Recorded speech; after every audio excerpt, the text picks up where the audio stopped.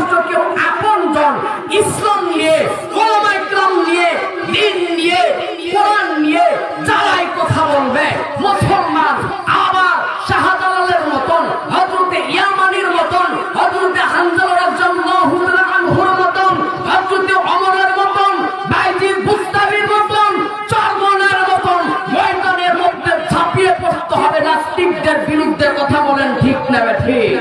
একটু জোরে বলেন ঠিক না ঠিক? এই দেশটা মুসলমানের দেশ, এই দেশ 16 কোটি মুসলমানের দেশ। এই দেশের মধ্যে এখনো মসজিদের মধ্যে আজান হয়, মাদ্রাসার মধ্যে কোরআন তেলাওয়াতের আওয়াজ বেশি আছে। এই দেশের মধ্যে যারা ইসলাম নিয়ে কটূক্তি করবে, ওলামায়ে কেরাম নিয়ে যারা কটূক্তি করবে, চরমনাইকে নিয়ে যারা গালি দিবে, আলেমদেরকে বাজি বাজি মন্তব্য করবে, তাদের দুনিয়ার মধ্যে কোনো রেহাই নাই। কথা বলেন ঠিক না ঠিক? আল্লাহ পাক রব্বুল আলামিন বলেন, নমরুদ এত চেষ্টা করছিল, বাঁচতে পারে নাই।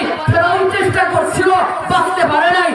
এই দুনিয়ার মানুষ, তুমি যত বড়ই বাদশা হও না কেন, যতই শক্তি হও না কেন, আমি আল্লাহ পাক রব্বুল আলামিন অত ইজ্জমান তাশা ওয়া তুযিল্লু মান তাশা, আমি আল্লাহ পাক রব্বুল আলামিন কাউকে সম্মান দিই, কাউকে লাঞ্ছিত করে।